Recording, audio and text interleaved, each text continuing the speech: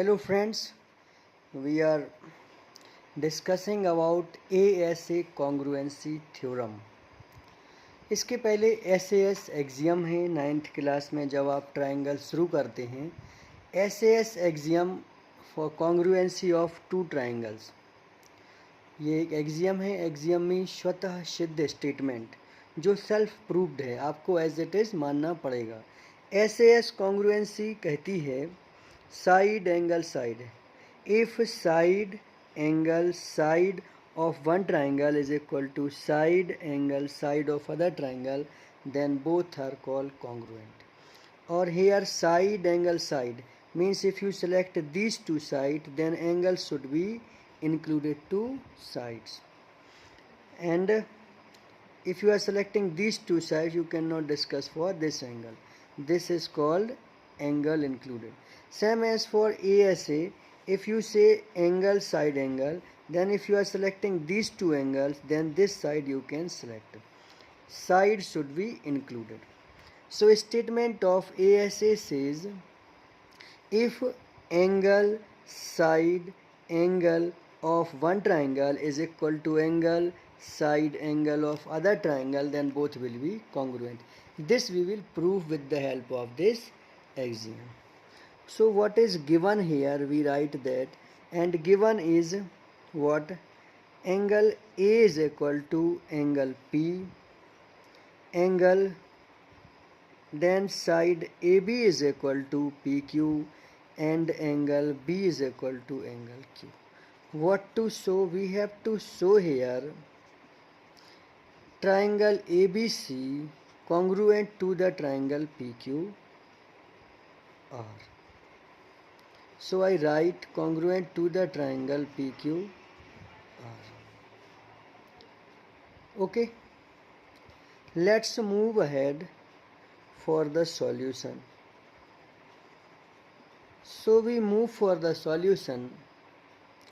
I select two triangle ABC and triangle PQR. अब आप देखो इन दोनों ट्राइंगल में I have already told you that we have to take help of SAS. SAS के लिए आपके पास एक साइड है AB जो कि गिवन है. AB is equal to PQR, PQ.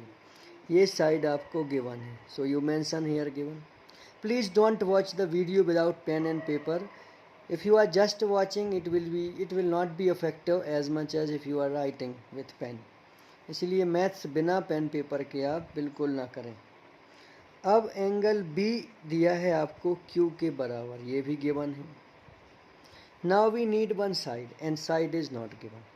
और हमारे पास कोई दूसरा रास्ता भी मुझे समझ में नहीं आ रहा जिसको हम यूज़ कर सकते हैं. तो मैं एक काम करता हूँ, मैं एज्यूम कर लेता हूँ कि जो नीचे वाली साइड है BC वो किसके बराबर है? QR के. ये मैं एज्यूम कर लिया, मैंने मान लिया कि वो इसके बराबर है. अब मैं एज्यूम कर रहा हूँ तो आप कह सकते हो कि हो सकता है बराबर ना हो. तो मैं इस बात को अपन इस पर डिस्कशन अगले 2 स्टेप में करेंगे.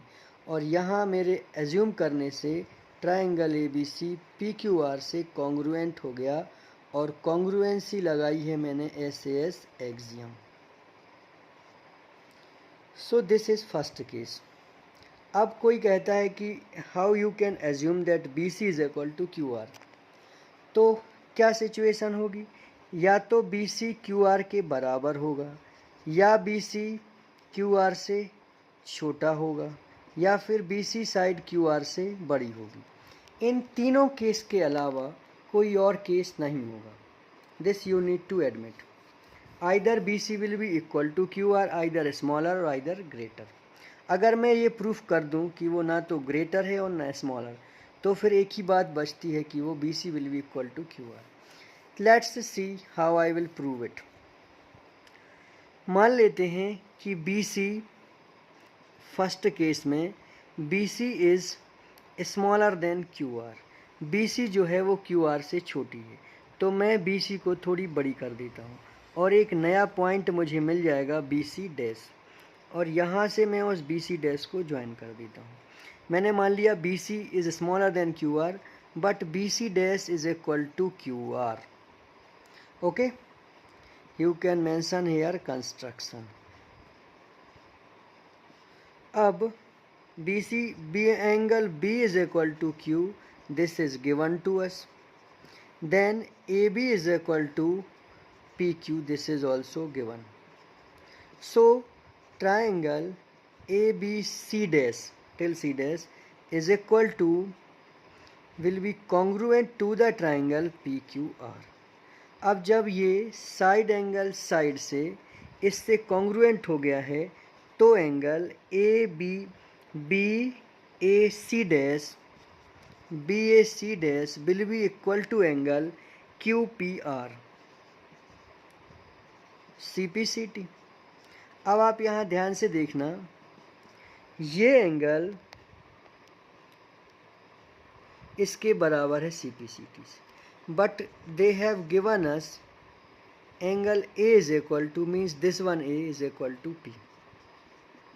I am writing here. So both are not possible. Either this will be equal to P, either this will be equal to P. Both are not possible. It means this C dash point, so we write here not possible. It means BC is not greater than, so write here BC is not smaller than QR. ये हो जाता है. Now this we have proved that BC is not smaller than QR. We move if maybe BC is greater than QR. So we write it again. मान लेते हैं कि BC QR से बड़ी है, छोटी तो नहीं है, ये हमने प्रूफ कर दिया. अब जब BC जो है ये साइड, आप देखो यहाँ से यहाँ तक ये QR से बड़ी है, तो हम एक काम करते हैं, BC से एक छोटी साइड बनाते हैं, दैट इज़ BC डैश. ठीक. अब जो नई साइड है वो हमारे QR के इक्वल है, तो आप लिख लो BC, इसको डबल डैश लिख दीजिए ताकि आपको कोई कन्फ्यूज़न ना हो. तो BC double dash is equal to QR. Construction,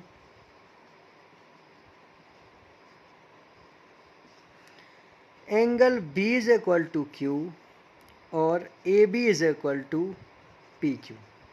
this is given. So triangle ABC congruent to the triangle PQR by SAS congruency. As they are congruent, actually these are just comparison between two triangles, so do not be confused. हम ये triangles में पूरा comparison ही कर रहे हैं. जब ये इससे कॉन्ग्रुएंट हो गया है तो angle BAC double dash equal to angle CPCT. तो ये वाला एंगल किसके इक्वल हो जाएगा? P के CP से. But they have given already that angle A is equal to P. So BAC double dash और इक्वल टू P और A equal to P both are not possible. या तो ये एंगल P के बराबर होगा या फिर ये छोटा होगा. इट मीन्स छोटा तो नहीं है because this is given A is equal to C. So given cannot be wrong. It means BC cannot be greater